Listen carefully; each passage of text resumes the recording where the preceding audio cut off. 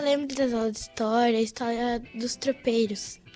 Eles vinham para o Rio Grande do Sul, eles vinham de São Paulo. Inclusive passavam por Passo Fundo, né? O que você tem aprendido em sala de aula sobre a história do Rio Grande do Sul? Nós temos aprendido sobre o Rio Grande do Sul, sobre a população, o clima, a economia. Eu aprendi sobre o dia do gaúcho. Nas charqueadas eles batiam a carne, porque naquela época não tinha energia elétrica. A cultura brasileira, sobre a escravização e sobre os índios. Sobre as lendas. As capitais, as cidades mais importantes, os 7 povos das missões. Se nós fôssemos visitar lá o que sobrou das missões, o que a gente podia aprender? Como eles construíram. O quanto eles devem ter trabalhado? Muito eles trabalharam. Eu dou os temas, né, os pontos, os tópicos, e eles vão atrás disso e eles me trazem as suas dúvidas, o que eles entenderam, para aí a gente poder esmiuçar isso e trabalhar de uma forma com que eu consiga chamar mais atenção deles para essa nossa história do Rio Grande do Sul, que é tão linda, né? Mas que a gente tem tão pouco tempo para trabalhar, porque na verdade é só no 5º ano que a gente trabalha isso. E na verdade a história do Rio Grande do Sul deveria ser desde o 1º ano. Estratégias que a gente vem utilizando para atrair o interesse do aluno é sempre você escolher um conteúdo e conseguir relacionar ele à realidade deles. E nesse sentido, assim, a história regional, a história do Rio Grande do Sul, ela é um terreno fértil, porque é ela é uma realidade próxima ao cotidiano das crianças.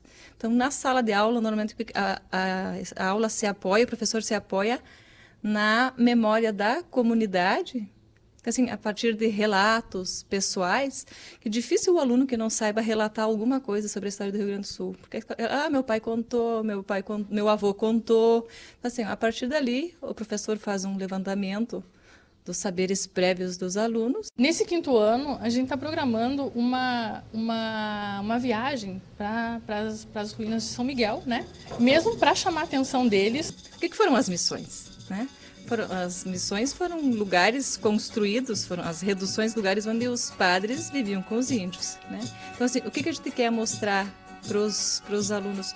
Tudo que os índios naquela época já construíam e a forma como eles defendiam o que eles construíram e o quanto eles, na verdade, eles foram prejudicados. Por que aquela região é patrimônio cultural? Porque ela mostra de que forma, como eles viviam naquela época. O que aconteceu naquela época? Não adianta só o professor vir aqui em sala de aula, passar o conteúdo, despejar o conteúdo, se o aluno não mostrar esse interesse, se a gente não conseguir despertar nele esse interesse de estudar o seu estado, né? E a gente aprende um pouco mais sobre o que a gente está vivendo, né? O Momento Patrimônio inicia nessa tarde, diretamente do Sítio Arqueológico de São Miguel das Missões, decretado como Patrimônio Cultural da Humanidade pela Unesco em 1983, e recebe hoje a professora Ironita Machado, do curso de História, do Instituto de Filosofia e Ciências Humanas da UPF, e a professora Jaqueline Allert, da Faculdade de Artes e Comunicação. Hoje, como a gente já viu no vídeo, vamos discutir a questão do patrimônio, sobretudo missioneiro, e educação. E, para começar esse diálogo, esse debate, eu já lhes instigo também trazendo a fala do programa anterior, que também foi gravado no Sítio Arqueológico, em que há uma discussão de como se pode legar uma experiência de sentido para os alunos, sobretudo em relação a esse patrimônio missioneiro. O patrimônio, todo patrimônio histórico, ele é carregado de potencialidades, né? Que não estão só nas suas materialidades, né? Mas que estão no seu contexto, no seu entorno, em tudo aquilo que ele sugere, né? Que ele pode trazer à tona.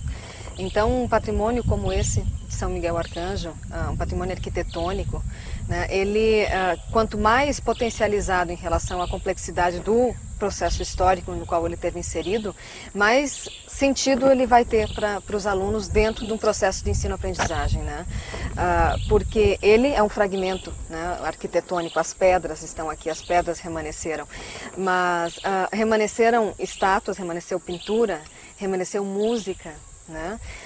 Todos esses componentes do que foi o processo, né, de missionização de indígenas no século XVII, no século XVIII, principalmente aqui no século XVIII.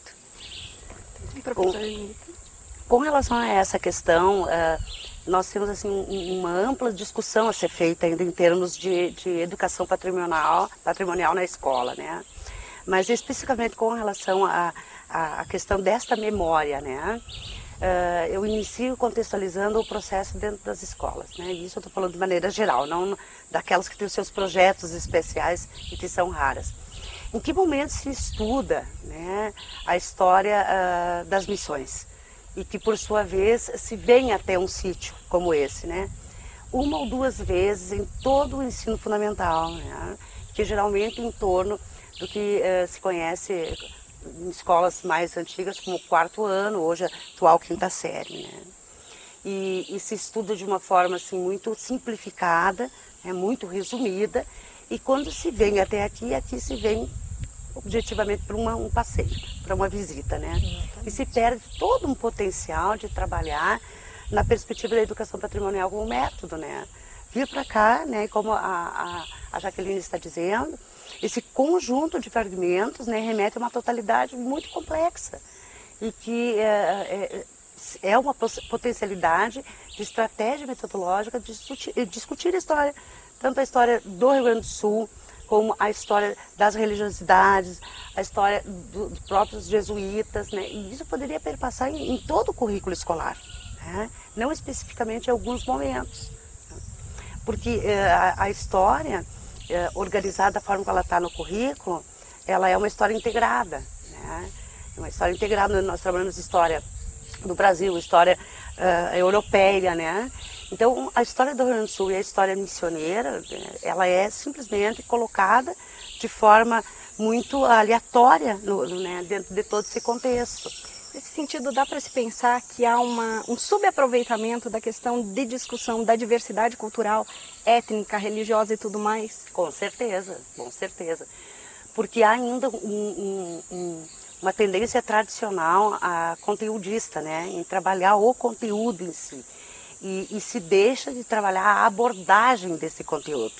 Como, por exemplo, quando fala dessa diversidade, essa pluralidade étnica, cultural, né?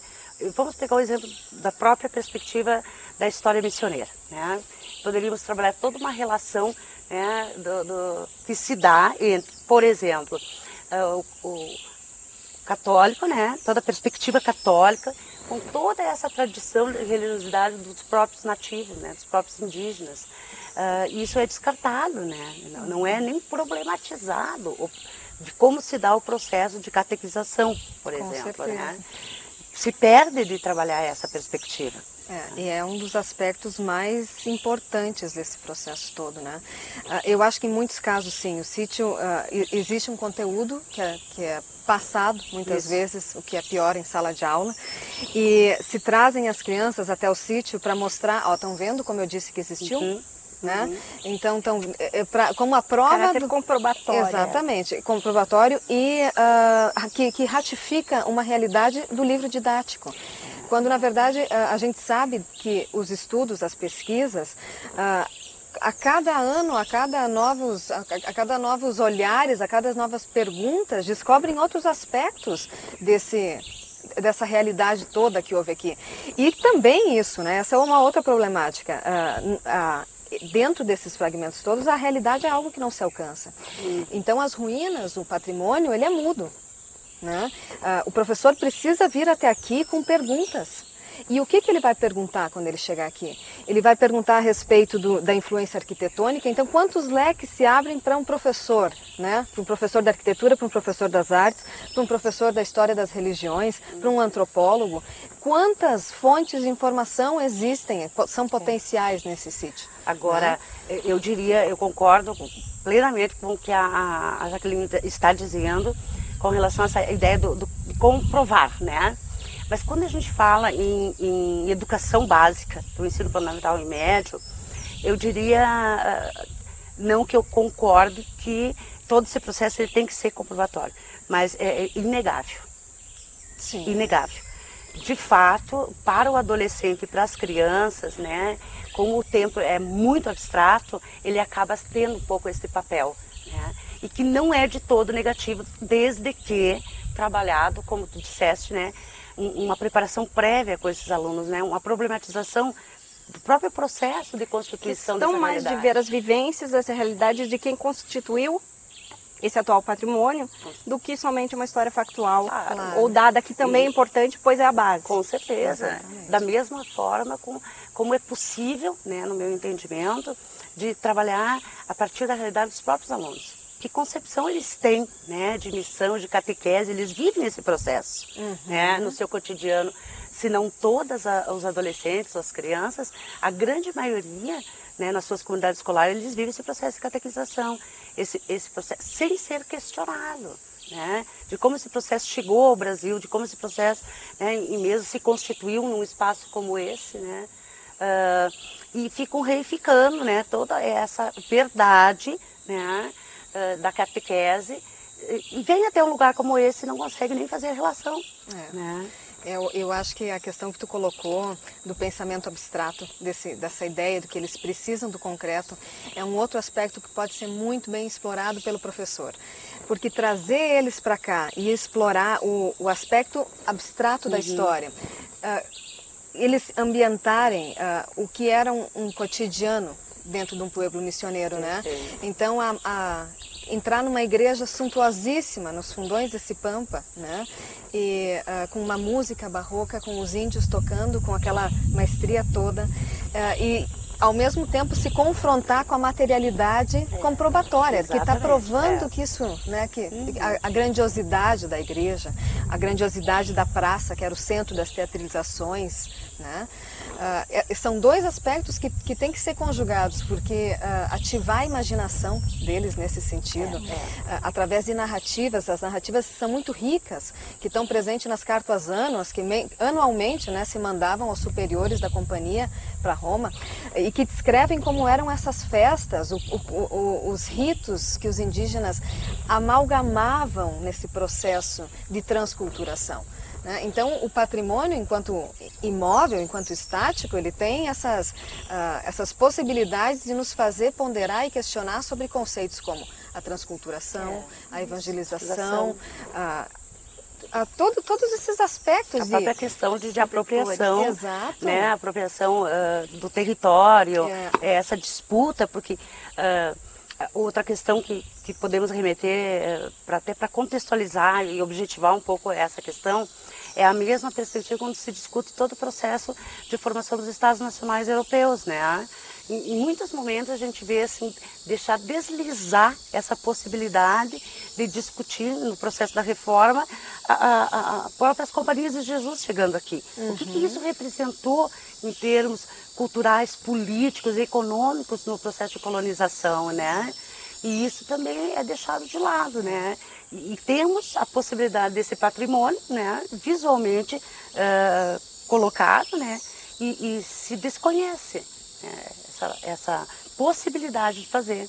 Essa problemática abrange também um outro aspecto, que é o reconhecimento do outro, né? Então, eu vejo assim que as crianças, enquanto nós acompanhamos as crianças que visitavam hoje as estátuas, elas estavam impressionadas que indígenas haviam feito aquelas imagens. Exatamente. Mas então, assim, qual é que é, entende, o problema? Se pressupõe que esses indivíduos não seriam capazes. Exato. Né? Mas como? Eles eram protagonistas desse processo todo.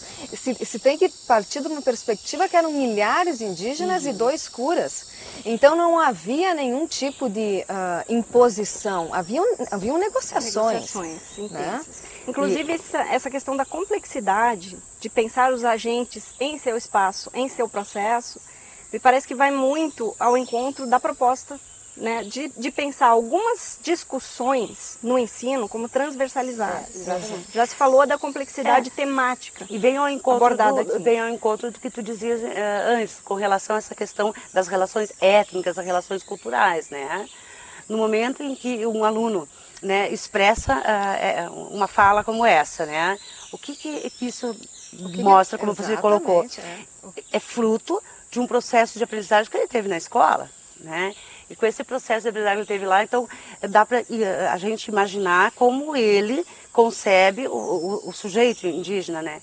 Então, o quanto é complicado quando, né, a escola não está preparada para fazer essas discussões. Quando né? não desnaturalizam os discursos pré-concebidos, que são altamente preconceituosos. Que é o problema, justamente, às vezes, de não fugir, né, do convencional, do material didático, né, de não se preocupar na perspectiva também de ampliar a própria leitura, né, dessas temáticas, né. Então isso dificulta de fato, e isso vai reificando esse pensamento, vai reificando, e a atitude, né, e as relações, né, ou seja, os procedimentos desses alunos e o próprio comportamento deles vai fazendo com que isso se cristalize, né, nas relações. Porque nós queremos discutir relações étnicas,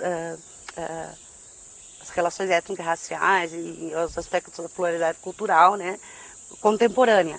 Né, mas nós vamos, às vezes, incapazes de, com os alunos, né, fazer o reconhecimento no processo histórico dessa formação. Então, fica difícil, isso é algo, né? que me incomoda também, pois parece que, observando o passado, as pessoas têm um poder, uma capacidade de indignação frente à exploração, à escravidão, que é um tema bastante polêmico, mas não se observa o quanto hoje se reitera esse discurso em práticas. E aí vem a grande questão para a escola. É um desafio, mas é uma necessidade. Como educar para o patrimônio quando você tem como pano de fundo a história do Rio Grande do Sul, a história missioneira, e agentes tão diversos em termos étnico e culturais, que é uma realidade que a gente vê, inclusive, em Passo Fundo. Né? O olhar em relação ao indígena de lá ainda é carregado desses pré-conceitos. Embora, olhando historicamente, lá no início do processo de colonização, há um certo poder de indignação, uma capacidade de indignação dos alunos. Como tentar resolver isso? É interessante que, na medida em que se torna possível explorar isso de alguma maneira, em que isso se torna viável, como a região de Passo Fundo foi uma região onde se instalaram povoados missioneiros no início do processo, antes da transposição. Então, onde se encontram espaços para explorar isso é explorado de uma maneira proveitosa, mas não de maneira a conscientizar as pessoas do que foi, né, aquela realidade. Eu acho que o nosso principal esforço no sentido de provocar uma leitura de sentido para os alunos é explorar essas questões que são comuns a qualquer indivíduo, que são comuns a ele. Se imaginar vivendo milenarmente num espaço geográfico com suas tradições, com a sua ancestralidade, com a sua tradição, e de repente esse espaço é invadido e por necessidades inúmeras, né, necessidades de várias ordens, esses indivíduos devem se submeter a um processo de redução, devem assumir, né, devem assimilar aspectos da religião católica, mas que, no entanto, como eles, como os próprios alunos, como qualquer um de nós, o que nos pertence enquanto tradição, o que nos pertence enquanto identidade não é apagado. Isso não tanto que durante os 150 anos, mais de 150 anos que durou esse processo, se chega ao final do processo com os padres escrevendo nas anas. Eles vão até a igreja, eles rezam, mas nas suas casas, os velhos continuam ensinando aos seus filhos as antigas rezas, as antigas tradições. 159 anos se passaram e não se apagou o que era o que era cultural, significativo, exato, valorado, e entre outras questões que encontraram uma maneira harmoniosa de conviver, como as questões dos santos, né? As mães, a Virgem Maria, que passou a se chamar Nhandeci, a mãe de Deus, Tupanci, a mãe de Tupã, né? Ela nunca foi a Virgem Maria católica, ela foi uma outra virgem, né? Ela foi um terceiro elemento novo. Pensando em termos de livro didático, será que esse tipo de temática dessa composição dos sujeitos, ou seja, de novo, essa questão da agência dos indígenas é valorizada? Não. Muito difícil, porque hoje a grande tendência é coleções, né?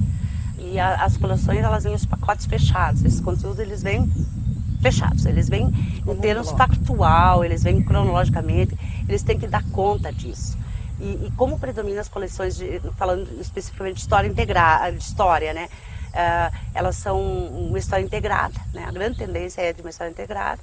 Então, o que vai predominar? É uma história muito mais, vamos dizer assim, o espaço do livro didático. A narrativa em si, ela vai deter um tempo maior, páginas, quantitativamente falando também, a história europeia. Então, ficando ao Brasil, né, assim, sempre, em termos de narrativa e mesmo do espaço no livro didático, o fim, né, as últimas páginas. E a gente tem que falar da concretude da escola, é o tempo, né, é semanal as aulas. Então, a ideia é o que sobra de tempo ao final do ano você trabalha.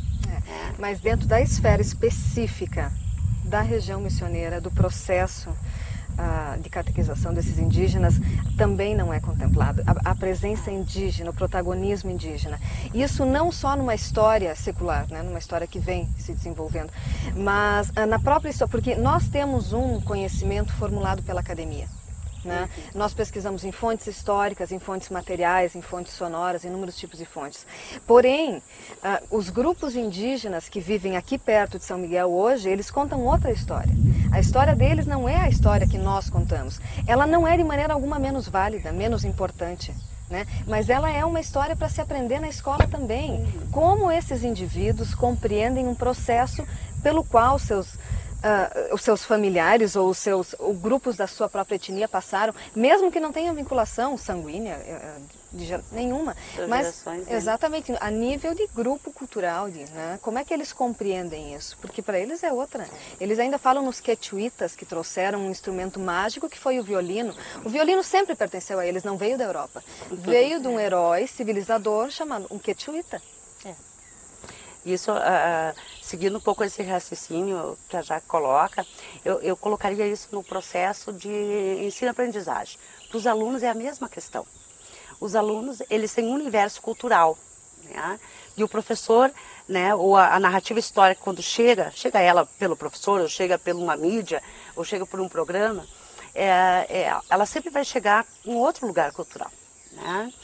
Qual é a dificuldade, então, de o aluno se sentir atraído, motivado para fazer, por exemplo, um estudo crítico sobre a história missioneira, né? Se ele não consegue se ver nesse processo. E aí entra na questão que tu dizia anteriormente, Jaque. O que é importante nisso? Que a gente possa pensar no processo, né, de planejamento, mesmo da prática em sala de aula, a partir de grandes conceitos. Grandes conceitos que digam respeito ao grupo humano, à sociedade, independente do tempo. Então, por isso que eu digo assim, um espaço como esse, né, um sítio como esse, e a história que envolve tudo isso, né, tem conceitos fundamentais, né, como o próprio conceito de religiosidade, né, o conceito dessa questão da educação que se dá, né, internamente, os elementos culturais, na parte do aspecto da arte também, as representações que são feitas. A questão da propriedade, a questão da cultura. Os sujeitos lá no seu universo escolar, nas suas comunidades, eles vivem isso também, só que é um outro tempo cultural. Então aí é a grande importância, né, dessas estratégias e para poder trazer o sentido, para entender que, independente, como tu dizia, de geração ou não, né, são elementos históricos do processo que constituiu esse território, Exatamente. que constituiu essa sociedade que está aí. E aí se incute novamente na questão da importância de uma educação patrimonial processual, que não seja estanque, momentânea, e ao mesmo tempo, talvez, pensar em aproximar a discussão da identidade de todo o Estado ao ensino que se tem nas escolas locais. Isso aí eu diria o seguinte, entendendo a educação patrimonial como um método, né? Então, se nós pegarmos a educação patrimonial como um método, e aí não só na perspectiva da metodologia compreendida como elemento de técnico, de recurso, mas como um processo de pensar, né? A ideia que a gente defende é de que sempre pudéssemos trabalhar com a história, né, a partir da localidade, a partir das histórias, dos espaços próximos desse aluno, né? Por quê? Se nós pegamos, como eu disse, e aí pegando a questão dos conceitos, né, universais, esses elementos que estão presentes na vida humana, e nós colocarmos ele, independente se for o tempo presente, a mesma coisa é o lugar, é o espaço. Se eu colocar no lugar de vivência dos alunos e remeter isso a 150 anos, nós vamos encontrar, né, essa vivência também num outro tempo, numa outra manifestação, mas vai estar lá.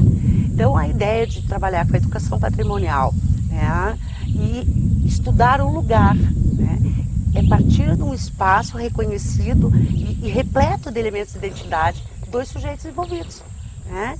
E aí quando tem esses elementos que ele se identifica, ele vai conseguir ter não só a motivação, porque ele vai se sentir provocado, mas também o prazer, né, de estudar esses anos passados e buscar na matriz, como você dizia, bom, a história de todo o Rio Grande do Sul. Porque a grande questão é tentar estudar essa educação patrimonial e essa história local como uma parte. E a capacidade de estabelecer relação com o todo. Esse é o grande desafio. E uma bela de uma proposta metodológica é sim partir do local. Com certeza. Tem mostrado bons Inclusive, resultados. como já falamos, se partíssemos de Passo Fundo, chegaríamos às missões. Chegaríamos às missões. Chegaríamos a São Miguel. Você desse o exemplo antes, exatamente, bem isso. E pensando em termos de método para as escolas, que proposições a gente poderia pensar ou delinear, a princípio, para se criar uma atitude favorável para com os bens culturais desde a primeira infância, enfim, e ao longo de toda a educação formal, para que depois, na informal, isso se consolide, né, como atos, como interpretações significativas de realidades minhas, coletivas e bem amplas. Eu particularmente, eu penso que a escola, para ela ter esse sucesso, ela tem que ter princípios pedagógicos, e aí perpassa, né? Desde a educação infantil até o ensino médio. E creio que patrimônio, ou preservação patrimonial, é um elemento mais ou menos, né, nesse formato, sendo um princípio pedagógico, ele perpassaria por todos os anos e níveis e como todas as áreas de conhecimento, né? Então nós temos, por exemplo, aqui, nós temos, né, artes, temos história, patrimônio na escola. É possível a arte discutir? Claro. Essencialmente. Assim como a história, assim como a ciência, a biologia, quer dizer, né? Seria essa a perspectiva, assim, se a escola conseguisse olhar, né, e olhar também como uma necessidade contemporânea. É uma necessidade contemporânea, né? Essa questão patrimonial. Metodologicamente, esse olhar sensível tem que ser desenvolvido na criança, né? Então, nós temos objetos em casa que nos são muito queridos, que nos são de familiares, que nos são, né, são heranças, são coisas que nós, ou mesmo que não nos são de familiares, mas para nós tem um sentido e que podem vir a ser uma herança para outras pessoas. Mas fazer com que as crianças adquiram esse olhar sensível sobre o que os rodeia, num primeiro momento, né? O que esse objeto, o que esse baú pode falar a respeito de mim e da minha família? O que ele carrega enquanto símbolo, enquanto simbólico, né? E isso pode partir de um pequeno objeto que está na nossa casa e que os alunos possam trazer para a sala de aula e falar de onde ele veio, por que ele é importante, porque meus pais ganharam de casamento, porque, né? Por que ele é significativo e qual é a perspectiva que ele pensa para aquele objeto, por que ele deve ser valorizado, por que ele não é, qual é a diferença, afinal, desse baú para um pedaço de lenha, né? E aí começa toda uma questão de desvincular, que é algo que é muito corrente, patrimônio, enquanto bem privado, é tranquilamente interpretado, mas como coletivo, então, assim, no momento como bem sensível. No momento em que o aluno consegue valorar os seus próprios objetos históricos, os próprios objetos que constituem a sua história, as suas perspectivas, ele vai saber no decorrer da vida apreciar grandes obras da humanidade, ele vai saber apreciar um objeto arqueológico, porque também fala de um outro passado, de outros indivíduos, de outra construção, e chegar a um sítio e compreender a totalidade desse espaço.